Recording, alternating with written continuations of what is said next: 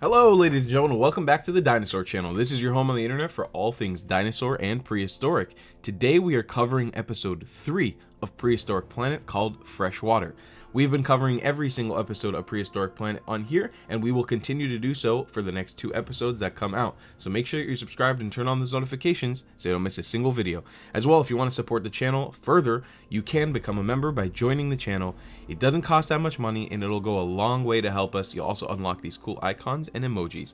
With that being said, let's jump into, first of all, the list of dinosaurs we can see in this episode of Prehistoric Planet. So the list of dinosaurs that we have for this episode is 1. An unidentified species of pterosaur. 2.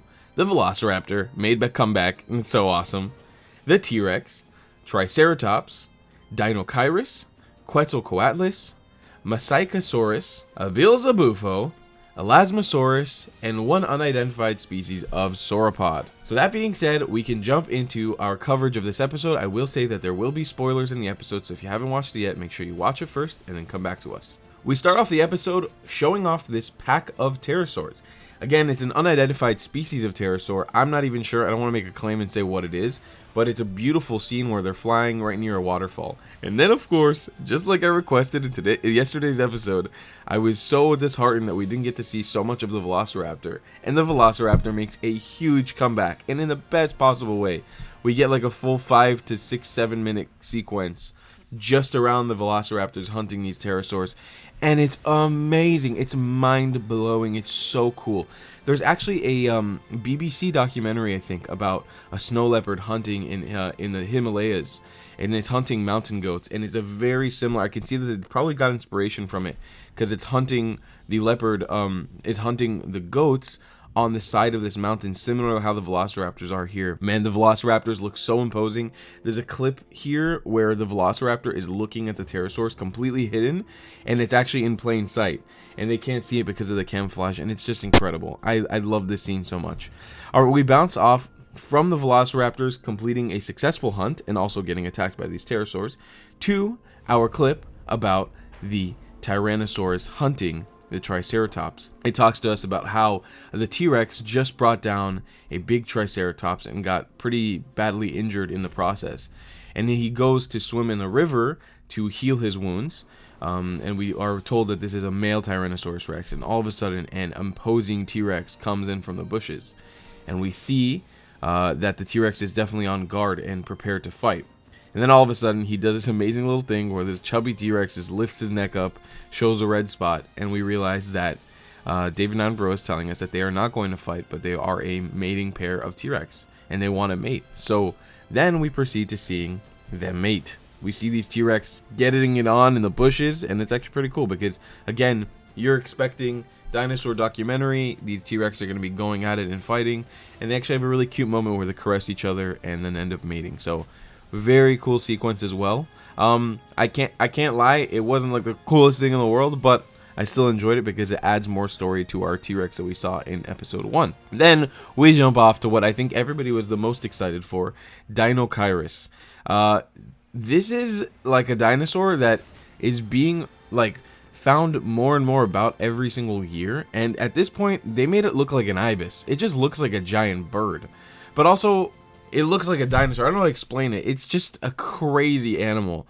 It's covered in this giant shaggy coat, and they explain how it's getting attacked by flies, and so then it has this amazing sequence where it scratches itself on a tree. And I have to say, out of all of the dinosaurs we saw in this episode, the one that looks the most real, the most like an actual animal is this one. Dinocyrus, I can see myself seeing this in a swamp somewhere. Like, it's kind of uncanny how realistic this dinosaur looks, how good of a job they did, especially telling its story. Again, this is the magic of Prehistoric Planet, is they're telling these stories about these animals in such a real way. And for me, if you ever rewatch this episode, I highly suggest pay attention to the beak. Pay attention to the small markings and the dirt and the grime on this dinosaur's beak. The way that it's rendered out is just phenomenal. It looks real. I have no doubt in my mind if I thought it was a real animal. Next up, we're jumping off to the Quetzalcoatlus, or the Quetzalcoatlus, however you want to pronounce it. This is a giant flying pterosaur, and we're following its story as it's going to make a nest and lay its eggs. This story is actually really cool because it gives us some perspective on the Quetzalcoatlus, where it's not this giant attacking pterosaur that's just attacking and bringing down planes or other dinosaurs or other pterosaurs. We just get to see it land in this little island estuary and start making a nest and hatching its eggs, or laying its eggs. And you can see that it really cares for it, the emotion in its head, the sounds that it's producing. You can see this is a pterosaur that's really trying to be a good mother.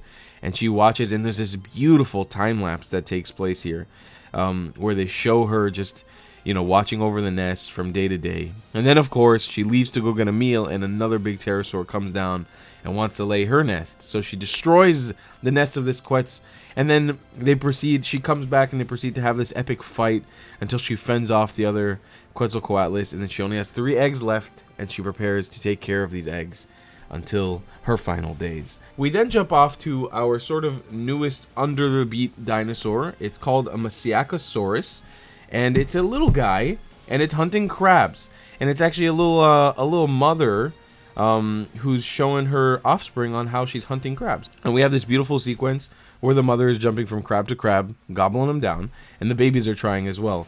And then, of course, as it is in the prehistoric, and we saw this scene in the trailer, one of the poor little offspring, he runs after the wrong crab at the wrong time, and boom, a giant prehistoric frog called Beelzebufo comes down and snags that little dinosaur up, puts it in his mouth, and eats it for dinner. 2 little Messiakosaurus are so scared, they run and hide behind their mom's leg, and it's adorable.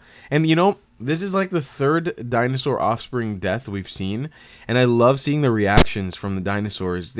Of course, they don't show that these dinosaurs had emotion. Definitely, you could tell that it affects them in some way. There's something of disappointment anytime they show these ancient creatures having their offspring killed. You see some look of, disappointment or something. It's just interesting that they acknowledge it and they don't brush it off completely. All right, next up, we've got the Elasmosaurus. So the scene with the Elasmosaurus is actually really beautiful. I'm a Florida native, and I grew up living in this type of environment where saltwater and freshwater meet, and we sort of live in this brackish water estuary area. A lot of mangrove swamps. And here, they basically depicted the Elasmosaurus kind of like manatees just swimming through the swamp. And this was a scene that felt very familiar to me. It's like something I've seen before, and I can almost relate to seeing these guys. Again, the underwater CGI, it leaves a little bit to be desired, but I'll talk about that a little bit later. And throughout the scene, we get a look at some unidentified species of sauropod that's hanging on the banks of the river, which is really cool. Again, I don't want to take a guess as to what these animals are because I really don't have any idea.